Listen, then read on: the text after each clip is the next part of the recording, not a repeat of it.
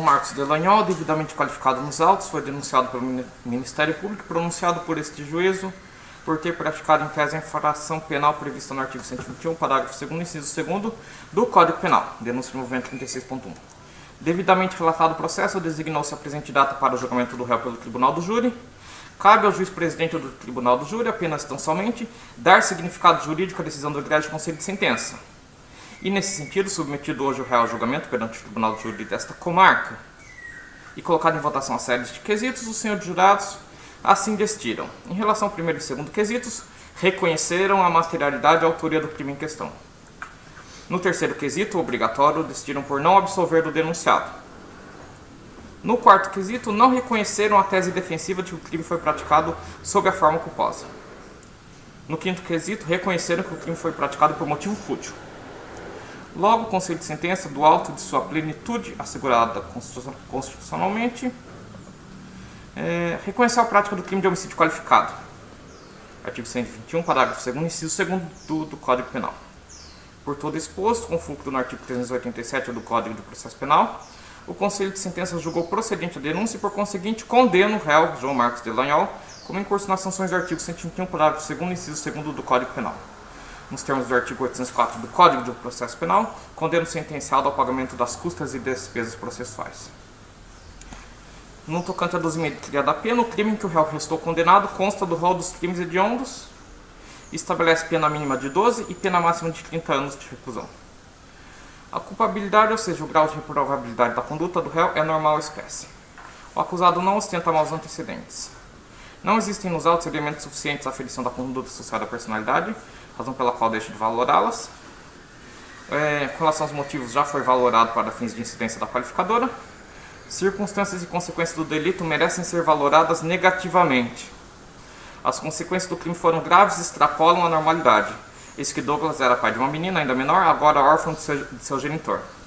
A morte da vítima é, por óbvio, elementar do tipo penal violado, mas o mesmo não se pode dizer da privação da filha do convívio com o pai. Fato que revela como as consequências do crime ultrapassam o que se admite como normais ao caso. Nesse sentido, inclusive, já decidiu o Egrégio Tribunal de Justiça aqui do Estado do Paraná e também o Superior Tribunal de Justiça. Não há nada nos autos no sentido de que a vítima tenha influenciado na ação ilícita do réu. Assim, havendo uma circunstância judicial desfavorável, eleva a pena em 1/8 e fixa a pena base em 13 anos e 6 meses de reclusão. Ausente circunstâncias atenuantes ou agravantes, por consequência, mantém a pena provisória no mesmo patamar da pena base. Não há causa de aumento ou diminuição de pena, fica a pena assim fixada definitivamente em 13 anos e 6 meses de reclusão. Do exposto, fixou a pena do réu João Marcos Delanhol, em definitivo em 13 anos e 6 meses de reclusão, devendo cumprir a pena privativa de liberdade, inicialmente em regime fechado, conforme preceitua o artigo 33, parágrafo 2º, letra A do Código Penal. Incabível a substituição da pena privativa de liberdade por restritiva de direitos ou a suspensão condicional de sua execução. Concedo ao réu o direito de recorrer em liberdade, haja vista ter respondido ao processo nessa condição. Da reparação civil. Considerando haver pedido expresso do Ministério Público na cota de oferecimento da denúncia, e tendo em vista que a vítima Douglas era pai de uma menina ainda menor de idade, agora órfã de seu genitor, fixo o valor de R$50 mil a título mínimo de reparação civil em decorrência dos danos morais por ela sofridos, face o óbito de seu genitor de forma violenta. Valores esses poderão ser pleiteados na esfera civil, se assim entender pertinente. Da mesma forma, considerando notório abalo sofrido na esfera da personalidade da genitora da vítima, a senhora Maria José Mariano de Oliveira, que teve de conviver com a perda precoce de seu filho, fixo o valor também de R$50 mil a título mínimo de reparação civil. Registro que os valores foram fixados nesse patamar, haja vista não haver maiores elementos de convicção nos autos acerca da condição econômica das partes, o que não impede a filha e a genitora buscarem indenização suplementar. Algumas apreensões registradas nos autos, há um capacete apreendido, considerando pertencer à vítima Douglas, determina que seja restituído a um de seus familiares, se assim desejarem. Decorridos 90 dias do trânsito em julgado, sem que compareçam na serventia para retirar o bem, determino que ele seja destruído. Em relação aos diversos fragmentos do automóvel do acusado, da motocicleta da vítima, todos evidentemente imprestáveis em razão dos danos causados pelo abalroamento. Determine que sejam relacionados para destruição. Disposições finais. Comunique-se aos familiares da vítima caso não estejam presentes em plenário nos termos do artigo 201 do Código de Processo Penal. Aguarde-se em cartório a preclusão da sentença, sobrevindo recurso ou movimento do processo. Transitado-se julgado, faça suas comunicações de praxe. Observe-se o contido na ata do julgamento. Por fim, arquive-se a ação penal. Registre-se. Publicado nesta data em plenário, os presentes são intimados, iniciando-se nesta data o prazo para interposição de recurso face dessa sentença, independentemente de qualquer outra formalidade, o qual fica consignado em ato. Sala de sessões do Tribunal de Júri da Comarca de Curiúva, 22 de julho de 2022. Ao final, gostaria de retribuir brevemente as palavras que me foram dirigidas. Primeiramente, doutora promotora de justiça, doutora Karina Freire Gonçalves de Almeida. Novamente, sempre realço aí o excelente trabalho de Vossa Excelência aqui nessa comarca, sempre dignificando aí a nobre instituição que representa o Ministério Público, receba as homenagens deste juízo.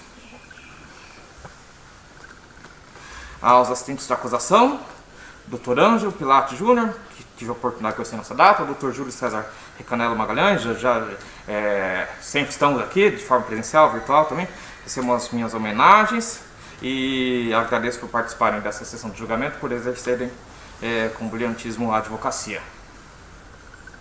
Aos defensores do acusado, Dr. Nicolas Felipe Pedro Pasta Silva, Dr. Jackson Henrique da Silva, Dr. Jalisson de Souza Mantovanelli. Agradeço aos doutores pela participação neste júri, pela participação em todo o processo e por garantirem o exercício pleno da defesa do acusado, independentemente do resultado do julgamento. É certo que teve a plenitude de defesa garantida nesta data, as homenagens deste juízo. Ao acusado também agradeço pelo comportamento educado e respeitoso durante a sessão do julgamento. Agradeço em nome das estagiárias Camila e Juscelene,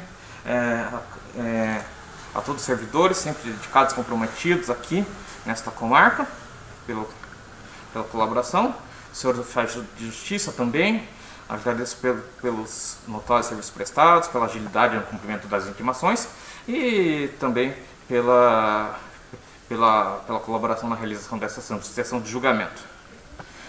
Aos senhores agentes policiais, agradeço por auxiliarem na segurança dessa sessão e também pelo policiamento ostensivo que é promovido aqui nesta comarca, que é digno de louvor. Aos agentes de segurança aqui também da comarca, também agradeço pelo excelente trabalho prestado. Aos presentes, aos familiares da vítima, do acusado também, agradeço pelo comportamento educado e respeitoso com que tiveram durante toda a sessão de julgamento. E por fim, aos senhores jurados que atenderam à provocação deste juízo e se portaram de forma exemplar durante a sessão de julgamento. Meus especiais agradecimentos aos senhores e às senhoras que nessa data tiveram a difícil função de julgar um semelhante, garantindo o que está disposto na Constituição Federal. Eu sempre realço que todos que integram essas cadeiras que são chamados para comporem o júri, se o são, é porque gozam de uma reputação ilibada, uma reputação sem retoques. Peço que saiam com consciência tranquila do dever cumprido, estando por hoje dispensados. Dou por encerrada esta sessão. Desejo a todos uma ótima tarde. Muito obrigado.